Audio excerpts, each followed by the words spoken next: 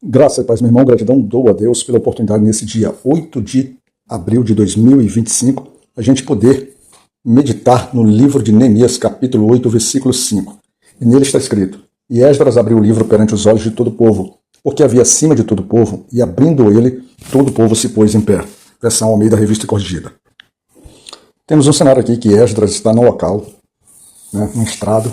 Ele se coloca ali numa posição em que ele vai fazer a leitura do livro sagrado, E todos os olhos do povo, homens, mulheres, sábios, pessoas diversas, estão ali na direção de Esdras, abrindo na expectativa. Por quê? Porque, na verdade, eles haviam ali se reunido nas praças, se reunido ali naquele ponto ali, frente ao portão das águas da cidade. O povo já havia se estabelecido nas suas cidades, conforme no capítulo anterior, no nosso devocional do dia 7, havia trazido, quando é lido que a genealogia, relida a genealogia que está lá em Esdras 2 ou 3, e ele é lido novamente aqui em Neemias 7, ou seja, refeita a genealogia, a recontagem, para que pudesse ser feita a distribuição do povo, e que inclusive eles já haviam se separado, se separado dos estrangeiros, principalmente ali, conforme foi feito ali pelos homens, e se separado das suas mulheres, separando-se inclusive de filhos, que eram frutos de relações que não seriam agradáveis aos olhos do Senhor.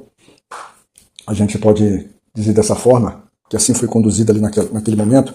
Então agora a gente tem um povo que está se colocando numa posição de humilhação, numa posição de apreensão, numa posição de busca do Senhor. Esse é o cenário. Quando você vai lá no versículo 8, ele já tem dizendo assim, lá uma parte do versículo 8 diz assim: disseram a Esdras o escriba, que trouxesse o livro da lei de Moisés, que o Senhor tinha ordenado a Israel. Ou seja, esse livro da lei de Moisés, que nós conhecemos como ponto Pentateuco, ele era o livro da instrução, o livro da, vamos dizer assim, da formação do pensamento e da unidade do povo judeu. Era o livro em que, através das instruções daquele livro, o povo sabia como se aproximar mais ou se distanciar do Senhor.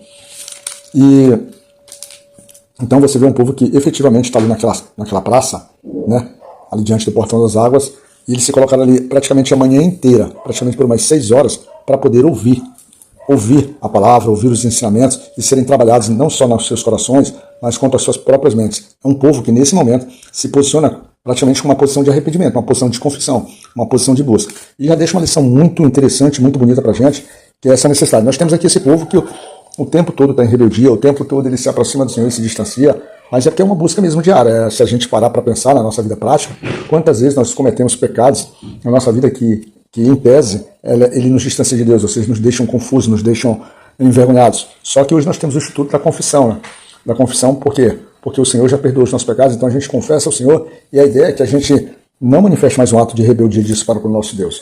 E o povo aqui está nesse processo. E quando então Esdras vê todo o povo que se pôs em pé, justamente se pôs em pé porque na hora que ele pega o livro, então ele vai, vamos dizer assim, se direcionar para fazer a leitura, já um ato de respeito, um ato de inclinação, de reconhecimento que a palavra do Senhor vai ser dita. Então eles se colocam de pé. E quando a gente vê isso, explica um pouco dos costumes das nossas igrejas, Quando vai se ler a palavra, todos se levantam como um ato de reverência, um ato de submissão, um ato de conhecer que a voz do teu Senhor fala contigo. Então é natural que você levante e tente olhar na linha dos olhos dele ali para que possa aceitar a instrução ou a exortação. Pelo menos assim era feito na minha relação com meus pais. E acredito que todo aquele que tem submissão e que tem temor à autoridade que lhe sobrepõe, ele tem esse tipo de comportamento. E dentro desse processo aqui, nós temos aqui que vários homens utilizados ali por Esdras, Vários, quando você vai no versículo 4, tem uns 12 a 13 homens. Quando você vem no versículo 7, também tem uma série de outros homens, como por exemplo Jesua, E quando a gente vai lá no primeiro cativeiro, que foi os primeiros a sair junto com Zorobabel, tinha o Jesua também, Mas são pessoas diferentes, aqui o tempo já é muito diferente, já praticamente 100 anos de distância e tal. E quando eles colocaram isso assim, esses homens, eles trabalhavam no auxílio de Esdras, No auxílio de Esdras, para quê? Para que eles ensinavam a ler ao povo, eram levitas, Que agora o povo ele estava naquela posição e eles se colocaram em posição de, inclusive, ser ensinados, ou ensináveis. E aqui está acontecendo isso. Vendo que a gente, deixando uma lição para a gente, que quando a obra do Senhor ela se aproxima, ela se inicia, a gente deve estar apto, deve estar pronto, deve estar, vamos dizer assim, na expectativa de também poder ser utilizado dentro da sua obra e executando. E lá no versículo 8 tem assim: e ler o livro da lei de Deus, e declarando e explicando o sentido, fazendo com que lendo entendesse. Eles eram pessoas que conheciam das Escrituras, conheciam ali do Pentateuco, e eles ensinavam aqueles que tinham menos conhecimentos, ensinavam com amor, ensinavam ali com calma, dando explicações e fazendo com que ele tivesse sentido e propósito na vida dos irmãos. E Esdras, Neemias, esse pessoal que estava ali, eles vendo, por exemplo, que o capítulo aqui de Neemias, mas a gente vê aqui uma posição, uma ação do próprio Esdras, porque ele e Neemias acabaram, por exemplo, dividindo algum espaço temporal, né, nessa jornada, então Neemias, estando ali, que era, vamos dizer assim, um governador, era o homem responsável por aquela região, ele, junto com os sacerdotes, junto com os escribas, que eram Esdras e os levitas, eles diziam ao povo assim, olha, larga de lamentações, este dia aqui, ele é consagrado ao Senhor. E quando se consagra alguma coisa ao Senhor, se tem bastante alegria, né? Então as lamentações, os choros, ou seja, essa postura de choradeira, essa postura de deprimência, isso não coaduna com aquilo que o Senhor espera da gente. O Senhor é um Senhor de bênção, um Senhor de dádiva. E por vezes a gente, nas nossas dificuldades, a gente primeiro chora para que depois venha reconhecer que o Senhor age. Não, a gente já tem que crer que Ele agirá, tem que ser uma pessoa de fé, verdadeiramente. E aquele momento foi tão bom, foi tão especial na vida daquele povo, né, que era o primeiro dia do 7º mês, que fez com que, no dia seguinte, aqueles homens, que era a cabeça dos povos, chefe de família, eles novamente se reuniram com os sacerdotes e Esdras e escriba, né, para quê? Para que novamente eles tivessem uma nova dose de ânimo, novos ensinos. E aí, dentro desses novos ensinos, é encontrado ali, que na lei do Senhor, que Moisés, da lei ordenada que Moisés havia ordenado que os filhos de Israel eles habitassem nas cabanas ou nas tendas, né, com uma forma de, vamos dizer assim, uma forma de lembrança, né? Era um ato solene e fazer com que o povo lembrasse que durante todo o tempo, durante toda, vamos dizer assim, a sua caminhada pelo deserto, ou por onde eles têm passado, inclusive do cativeiro, então por tudo aquilo o Senhor sempre esteve com eles, né?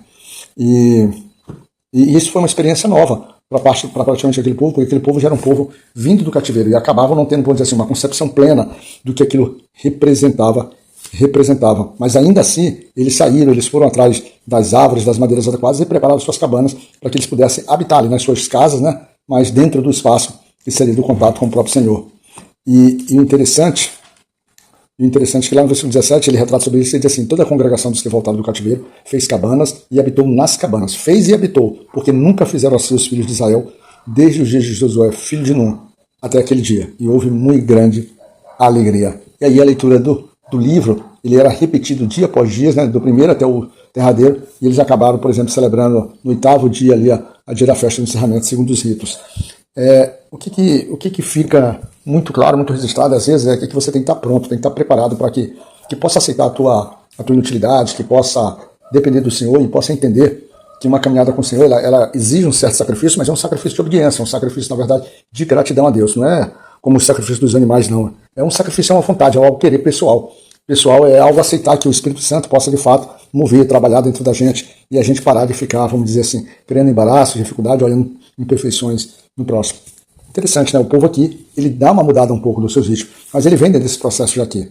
Ele dá. E por vezes a gente tem que aproveitar esse movimento para poder tirar o máximo de proveito e fazer com que a obra do Senhor se desenvolva realmente no nosso meio, na nossa casa, na nossa vida ali como um todo, tá certo? Seja graça e paz, Deus te abençoe e que Deus te cuide, meu irmão.